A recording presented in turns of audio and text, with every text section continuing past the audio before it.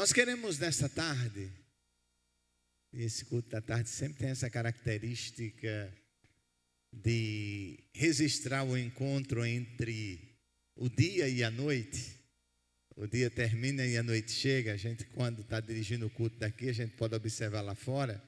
Então, a gente, quando começa, ainda tem sol, e a gente vai acompanhando o sol se despedindo e a noite chegando. Então, agora já estamos noite. O culto começa à tarde e termina à noite.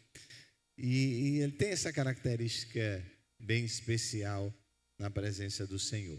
E nesta tarde, eu quero trazer uma palavra sobre um dos salmos, talvez mais lidos de toda a Bíblia.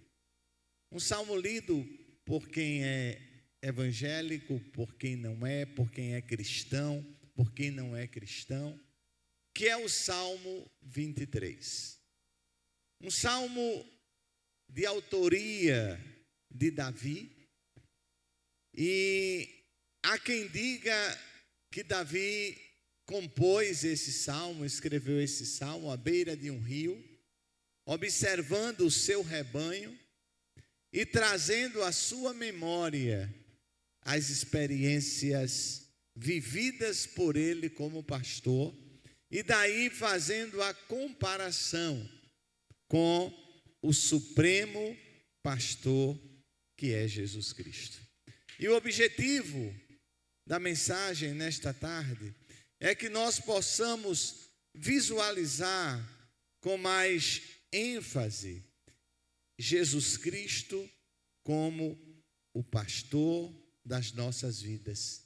Que nós possamos experimentar o cuidado, a proteção desse pastor eterno que está conosco. Vamos ler o Salmo 23, vamos saborear, vamos degustar essa pérola da palavra do Senhor. O Senhor, vamos ler juntos? O Senhor é o meu pastor, de nada terei falta. Ele me faz repousar em pastagens verdejantes e me conduz às águas tranquilas. Restaura-me o vigor, guia-me pelas veredas da justiça por amor do seu nome. Mesmo que eu ande por um vale de densas trevas, não temerei perigo algum, porque tu estás comigo, a tua vara e o teu cajado me confortam. Preparas um banquete diante de mim, na presença dos meus inimigos, unges a minha cabeça com óleo e o meu cálice transborda. Certamente que a bondade e a misericórdia me seguirão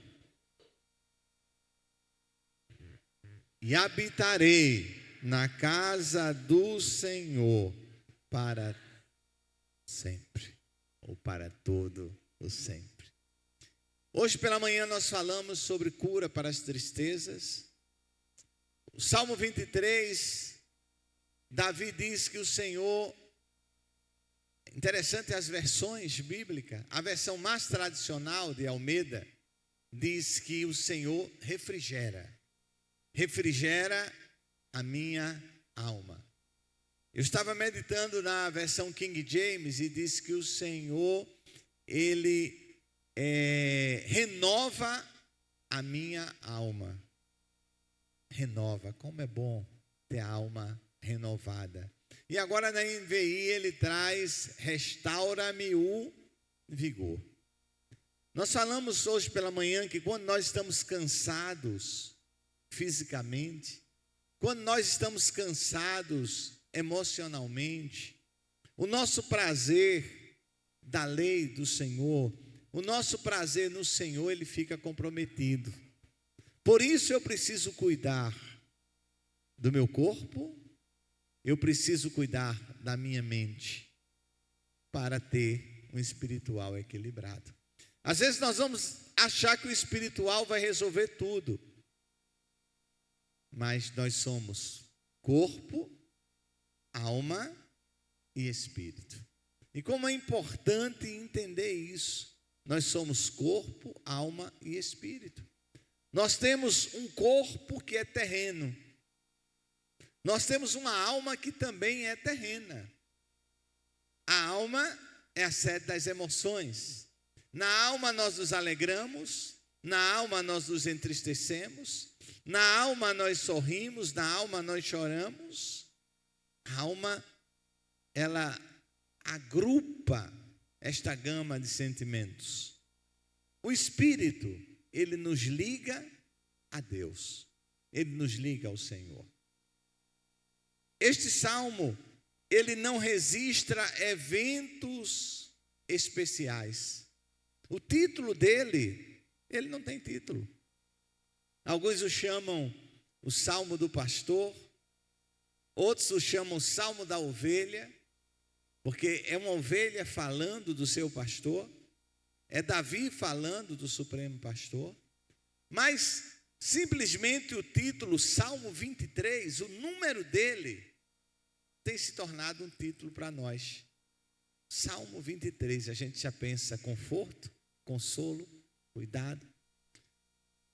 E eu quero nessa tarde pensar sobre alguns motivos que este salmo nos traz. Interessante notar, e Charles Haddon Spurgeon dedica uma enciclopédia só sobre os salmos, e é fantástico o que ele traz sobre o Salmo 23. E ele faz uma observação muito interessante. O salmo que antecede o Salmo 23, e aí é uma coisa bem óbvia que eu vou dizer, é o Salmo 22. Mas por que isso? Porque o Salmo 22 é o Salmo da cruz. O Salmo 22 é o salmo que fala da crucificação. É o salmo onde Jesus diz: Deus meu, por que me desamparaste? O salmo da cruz o Salmo 22 não é um salmo que fala de conforto, mas é um salmo que fala de dor, de sofrimento, de luta, de desamparo. E logo em seguida a este Salmo 22, nós temos o Salmo 23, que traz completamente diferente a visão que nós temos. O pastor no Salmo 23 é o servo sofredor do Salmo 22. E meus queridos, este salmo, ele se destaca, ele traz essas características lindas. Suas últimas palavras sobre habitar na casa do Senhor, eles refletem uma palavra eterna. Eles refletem uma promessa divina e eterna. O conforto e o consolo deste salmo, ele atinge a nossa alma de uma forma que nenhuma filosofia registrada traz o consolo e o conforto que ele faz.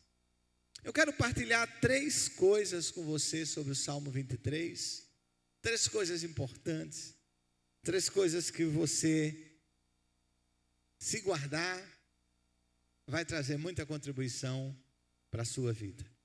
A primeira delas, a pleno suprimento para as nossas necessidades. Volta aí para a gente, por favor. Verso 1, 2 e 3 do Salmo 23. O Senhor é o meu pastor. Primeiro, algo pessoal.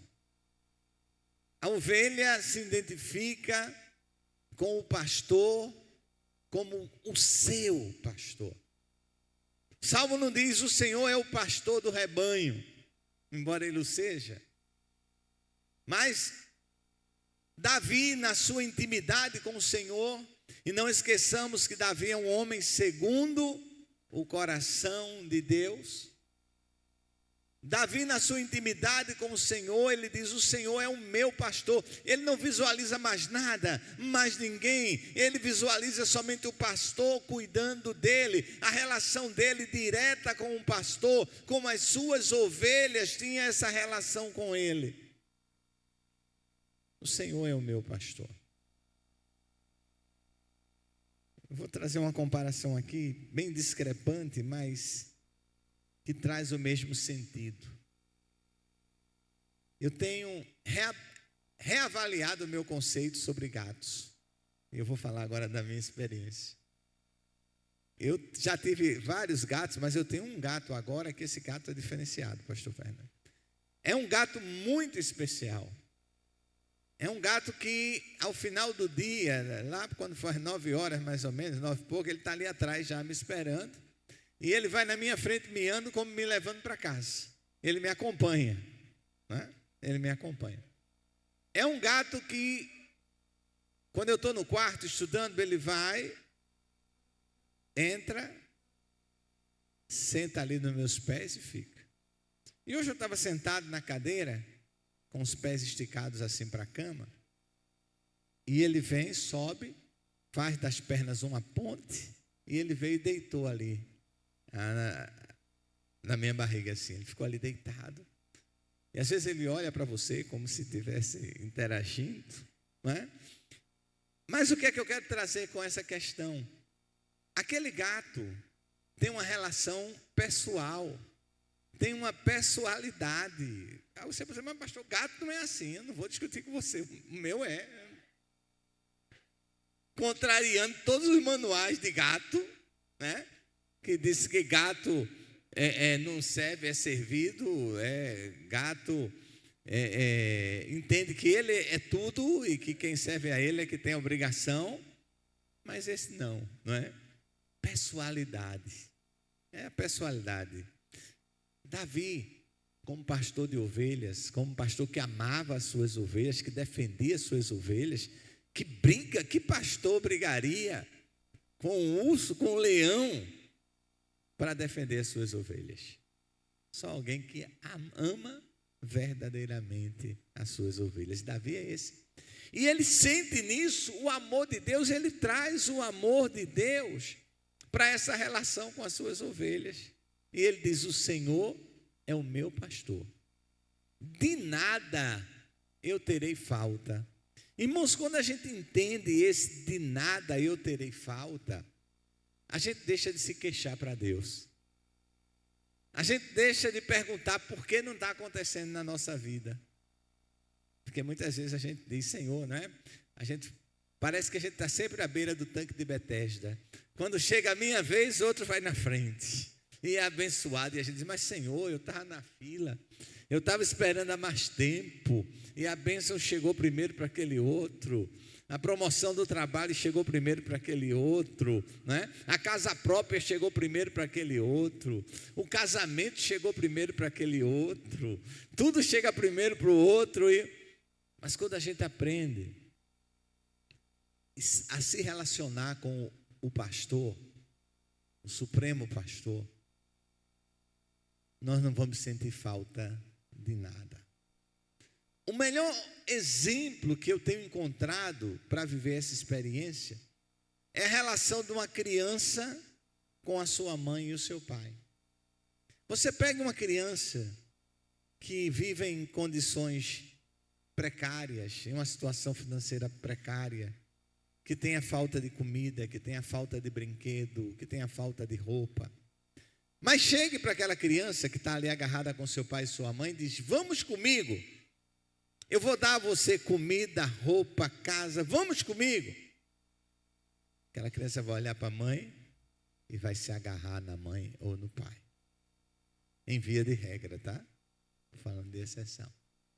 Por quê? Porque aquela criança ela vai entender que a presença do seu pai e da sua mãe supre tudo aquilo que ela não tem. A presença do seu pai e da sua mãe, ela é maior na vida dela. como crentes, nos falta as coisas sim. Como crentes, nos falta às vezes o alimento. Como crentes, nos falta às vezes a vestimenta que nós gostaríamos. Como crente, nos falta às vezes até aquela paz que nós gostaríamos, a paz, a ausência de problema. Nos falta. Bate a nossa casa, a turbulência chega, ela entra sem a gente abrir a porta, não pede licença. Mas quando eu entendo que eu tenho um pastor, quando o Senhor é o nosso pastor, Ele vai suprir todas as nossas necessidades. O apóstolo Paulo vai dizer: o meu Deus, segundo a sua riqueza, suprirá cada uma das nossas necessidades. Às vezes, quando você pensa que já ouviu tudo que você podia ouvir, você escuta uma coisa nova. Ontem eu escutei algo novo. Estava lá cuidando do cabelo e o barbeiro disse: olha, esse senhor que saiu daqui, ele estava falando comigo e disse que Deus está cansado. Deus está muito cansado, como se Deus estivesse na UTI. E é preciso que a gente faça muito bem para poder mandar energia para Deus, para recuperar as forças de Deus. Eu disse: olha, a minha Bíblia diz que o meu Deus, segundo a sua riqueza, suprirá cada uma das nossas necessidades. Todo o poder emana dele. Ele tem todo o poder, ele tem toda a autoridade. Mas tem alguém crendo que Deus está cansado, está precisando que a gente mande energias para ele. Esse não é o pastor do Salmo 23. O pastor do Salmo 23 é aquele que cuida das nossas necessidades. Não apenas cuida, ele supre. Dá a ideia de suprimento, de não faltar. Pastor, eu não estou vendo isso, como é que eu encaro isso? Relacionamento. Nós somos, alguém já disse, a geração que tem mais conhecimento de toda a história da humanidade. Contudo, nós somos a geração mais superficial também de toda a história da humanidade. Nós não mergulhamos, nós nos contentamos com o raso. Eu nunca mergulhei, nem tenho pretensão de mergulhar. O negócio é com o chão e com a terra, nada com água. Mas quem mergulha, diz que a beleza que é lá embaixo é algo maravilhoso. Então, às vezes, você precisa mergulhar em águas profundas para visualizar o que o Supremo Pastor tem para você. Às vezes você está procurando as coisas que Deus tem para você no raso, e as coisas que Deus tem para você está no profundo, está no relacionamento, está na contemplação, está na busca. Davi encontrou isso, e ele diz: o Senhor é o meu pastor e nada, eu colocando o i que não tem, o Senhor é o meu pastor, nada me faltará. O pastor, ele nos guia para pastos verdejantes e águas tranquilas, garantindo descanso, renovação em meio às aflições da vida. Como é bom renovar as nossas forças no Senhor. Como é bom deixar o Senhor cuidar da gente. Receber essa força que vem dele, que renova a nossa vida. Ele restaura as nossas almas e nos conduz para os caminhos da justiça, nos orientando a viver conforme a sua vontade. Meus amados irmãos, igreja do Senhor, Jesus cuida de cada área da nossa vida. De cada área da nossa vida. A gente precisa, como Maria, estar aos pés de Jesus. O problema é que nós somos uma geração de Marta.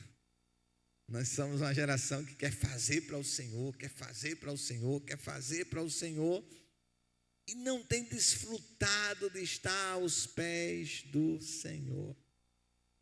E aí a gente não experimenta o cuidado. Sob a orientação de Jesus, jamais experimentaremos falta de provisão. O Senhor é o pastor e nada falta. Então, primeira coisa para a gente guardar: há pleno suprimento para as nossas necessidades em Cristo. Há pleno suprimento para as nossas necessidades em Cristo. Confie nisso. Viva isso. Experimente isso. Entenda isso. E muita coisa vai mudar na sua vida. Muita coisa será diferente. Segunda coisa, há uma companhia consoladora em meio às adversidades. Vamos ler o verso 4 e 5, vamos reler. Há uma companhia consoladora em meio às adversidades. Mesmo que eu ande por um vale de densas trevas, na cabeça da gente só vem, mesmo que eu ande pelo vale da sombra da morte, né? Mesmo que eu ande por um vale de densas trevas, não temerei perigo algum. Por que eu não vou temer perigo? Pois tu estás comigo. Tu me proteges e me diriges, a tua vara e o teu cajado me consolam. E eu aprendi que tanto a vara quanto o cajado é para manter a ovelha perto do pastor. O cajado, pastor, enquanto a ovelha está ao alcance da mão, o pastor usa o cajado. Ele põe o cajado lá e puxa a ovelhinha, vem cá, para perto de mim.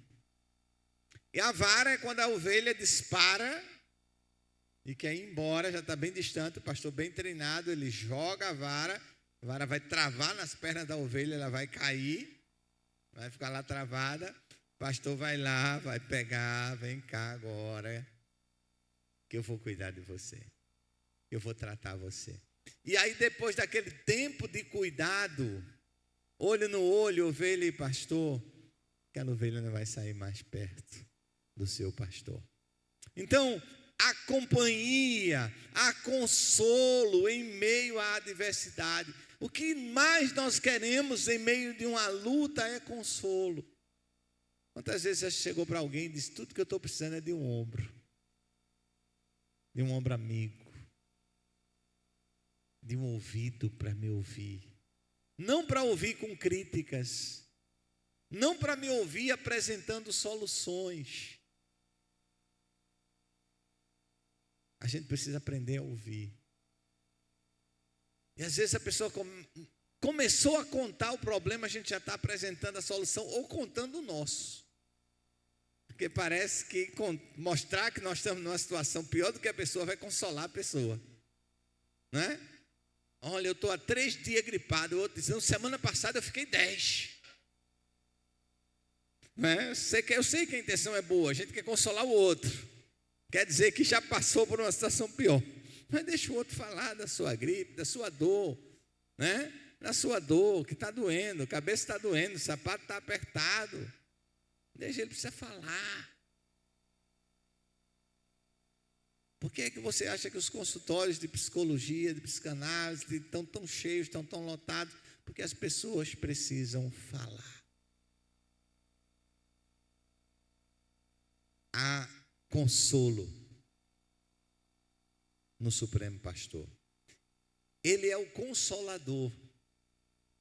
Pastor Consolador não é o Espírito Santo também. Mas se você for olhar lá em João, Jesus diz, quando eu for, eu enviarei o outro Consolador. Jesus também consola.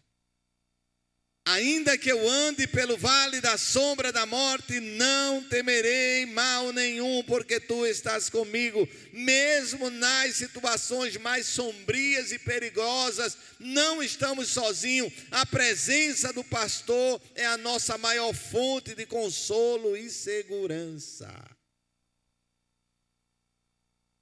Terceira, temos a bênção de uma comunhão eterna. A comunhão, ela não é passageira. A comunhão, ela não é terrena apenas.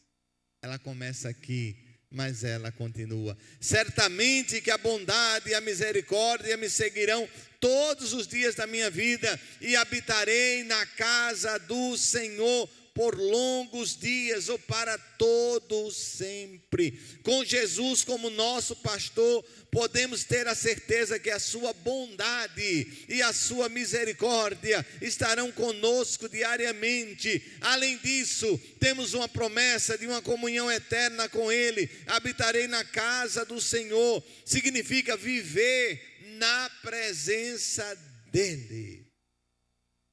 Observe as últimas palavras do Salmo: e habitarei na casa do Senhor por longos dias. E aí diz Charles Haddon Spurgeon no seu comentário que essas palavras, essas notas, elas são notas celestiais, mais apropriadamente para as mansões eternas do que para a vida passageira. Ao entrarmos no espírito do Salmo durante a leitura, experimentaremos a sensação dos dias do céu na terra. Habitarei na casa do Senhor. A comunhão com Jesus não se limita ao presente. Ela se estende por toda a eternidade, garantindo a bênção de viver para sempre com o nosso pastor. O Salmo 23, ele nos revela o grande privilégio, o nosso privilégio. E a Carla falou de manhã de pessoas diferenciadas, não foi isso, Carla? Nós somos pessoas diferenciadas, privilegiadas. Nós conhecemos Jesus. E aí eu lembro daquela escritora, eu acho que é a Clarice Lispector, que disse: eu não tenho fé, mas como me faz falta não ter fé. Como faz falta não ter fé. Eu gostaria muito de ter. E aí ela diz: você que tem fé, cultive a sua fé. Porque ela diz: na hora do sofrimento eu não tenho para quem recorrer. Eu não tenho fé. E lembro de um homem que certa vez disse, um homem que teve fé e perdeu a fé. E ele disse: hoje eu gostaria muito de ter fé e não consigo. Quando eu li isso, eu estava começando o seminário. E ali eu tomei uma decisão. Eu disse: olha, tudo que a Bíblia disser eu acredito. Porque eu não quero chegar a uma época da minha vida que eu diga eu queria ter fé e não consigo. Então a Bíblia que está dizendo, eu creio. Ah, mas eu não creio. Respeito, mas é você que não crê. Eu creio. Eu creio que quando terminar a vida aqui eu vou para o céu. Eu creio que quando terminar a vida aqui tem uma vida eterna com Jesus. Eu creio que tem um lar celestial. Eu creio que a igreja vai ser arrebatada pelo Senhor.